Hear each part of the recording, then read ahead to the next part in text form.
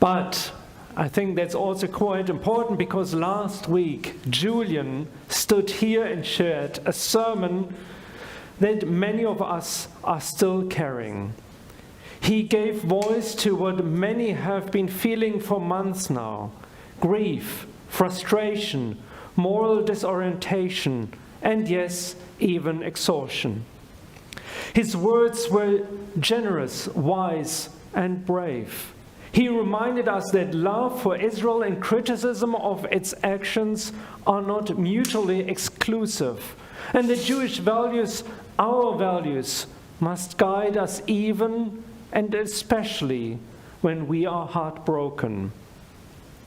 Julian spoke not just about Gaza or government decisions, but about inherent trauma, about how conflict once embedded in the soul of a people can pass from parents to child, like an unwanted heirloom.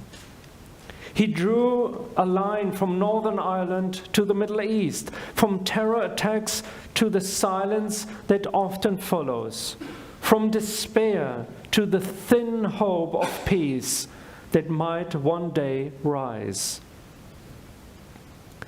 In our Torah reading for today, Numbers 10, we are handed silver trumpets, crafted not for music, but for memory. They gather the people, signal the journey, summon help, and declare festivals.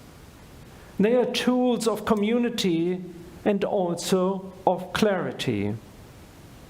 And then, for the first time in the book of Numbers, the Israelites move. The cloud lifts, and the wilderness becomes not just a backdrop, but a pathway. They march. Isn't it striking? After chapters of preparation, census, roads, rules, purification, positioning, finally, they just go. There is no grand speech, no miraculous sign, just a cloud lifting and trumpets sounding. Maybe that's all we get sometimes. No certainty, no justice fully realized. Just a signal, a sound that tells us it's time to take the next step, even if we're not sure exactly where we're going. The Haftarah for today brings us to another march around Jericho.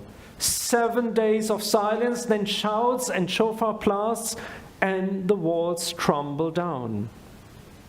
It's a dramatic image, powerful, victorious, but it's also messy.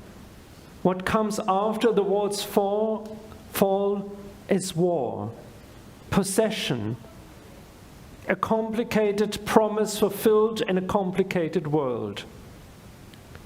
Still, I keep thinking about the marching, about the people walking around the city, day after day, unsure if anything is happening.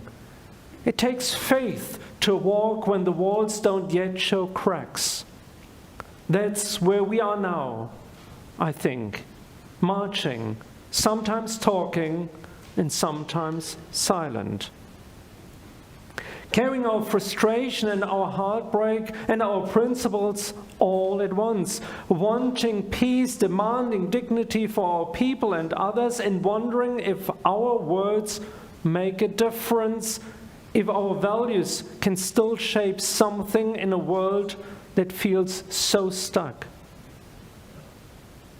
Julian reminded us last week that we must not forget the hostages, the victims of 7th October, and the pain that still bleeds in Israel. That's not negotiable. It's a sacred memory, a sacred responsibility. But he also said something harder and just as important, that what we do with power matters. That how we wield it politically, militarily, morally shapes how the world sees not just Israel, but Judaism. So, Here's the pastoral voice I want to offer you this morning, building on his. You are allowed to be torn. You are allowed to be angry. You are allowed to expect more from your leaders on all sides. And you are still allowed to hope. Hope is not naive. It's not a hashtag in Jewish life. It's something closer to stubbornness. The refusal to accept that violence is inevitable. The insistence that we can be both secure and just. The faith that even if the cloud lifts slowly, we still move one step, another, and another, and together. The trumpets in our parasha are not blown only in times of war. They are also sounded on our days of joy, over Yom Simchatem, the Torah says. On the festivals, on the new moons, on Rosh Hashanah, when we gather not in fear, but in celebration. So imagine that the same instrument that calls us to arms also calls us to dance.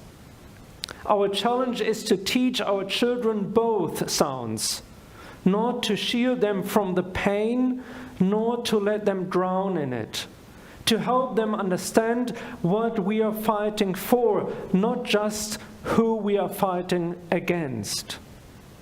And more than that, to show them that being Jewish is not only a defense, it's a calling to justice, to compassion, to community, and to spiritual courage.